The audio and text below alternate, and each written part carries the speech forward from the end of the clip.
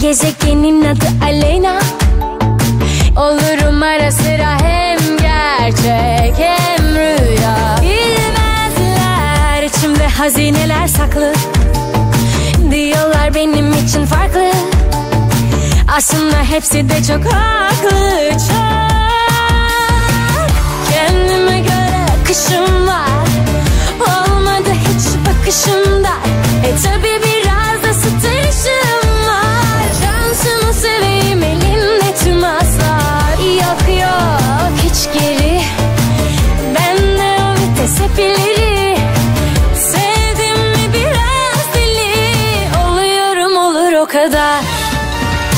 Bu benim hikayem, bu benim masalım. Aşkımın peşindeyim, çok istersem alırım. Hiç sevmem oyunları, ben geçtim o yolları. Çıkarın kağıtları, aşkımı yazacağım. Bu benim hikayem, bu benim masalım. Aşkımın peşindeyim, çok istersem alırım. Hiç sevmem oyunları, ben geçtim o yolları. Çıkarın kağıtları, aşkımı yazacağım.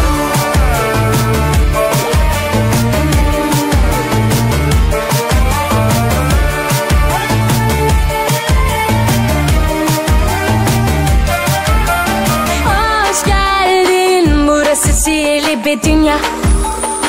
Gezegenin adı Aleyna.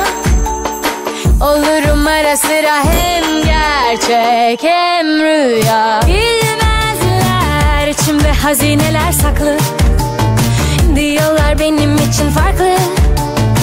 Aslında hepsi de çok haklı, çok. Kendime göre akışım var.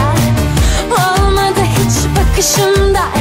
Tabi biraz da stresim var. Şansını seveyim elimde tüm aslar. Yok yok hiç geri.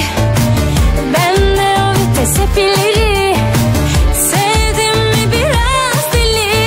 Oluyorum olur o kadar.